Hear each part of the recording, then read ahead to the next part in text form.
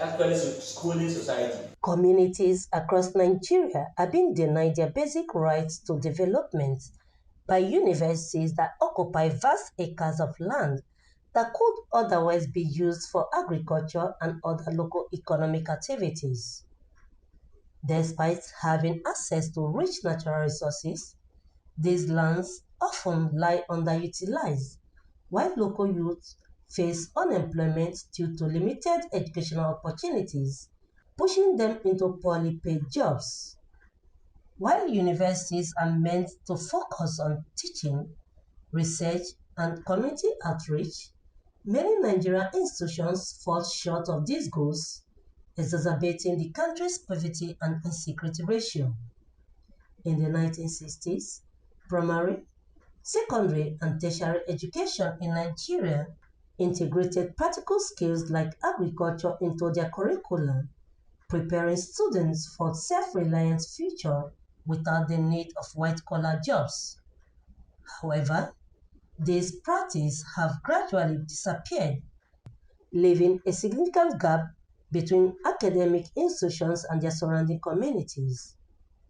To address these challenges, the Tertiary Education Trust Fund (TET Fund) recently organized a 4-day training program for over 100 university professors aimed at bridging the disconnect between universities and local communities, an initiative that seeks to foster local economic growth and sustainable development by reintroducing skill-based education and encouraging universities to play a more active role in community engagement. Speaking at the opening ceremony in Abuja, TET Fund's Executive Secretary, represented by Dr. Salitu Bakari, emphasized the significant economic losses caused by the underutilization of university resources, particularly in agriculture, a field that produces the highest number of professors in the country.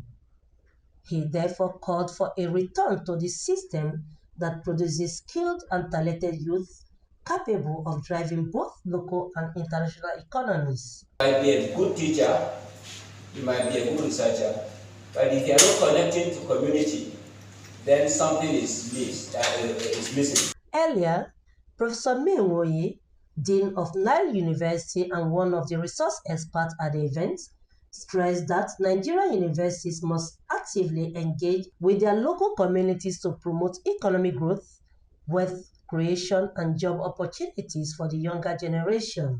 She noted that global success stories on local economic development could play a pivotal role for Nigerian universities to leverage to stimulate resources through local industries and manufacturing. System failure to our country's higher institutions, seeing that graduates they produce are unemployable because they lack skills. Also, Professor Olusiji Ayina hinted that integrating entrepreneurial thinking into university curricula and community outreach initiatives is crucial to drive the economic growth needed in the country, and called for state-based partnerships that connect universities, businesses, and communities in meaningful ways to better prepare graduates for real-world challenges. To look at environmental sustainability, we need to foster environmentally friendly practices and promote sustainable development. Other speakers, including Professor Monat Bello of the University of Maiduguri and Dr. Tobe Togun, the convener, added that universities must adopt early intervention strategies to tackle the root causes of inequality.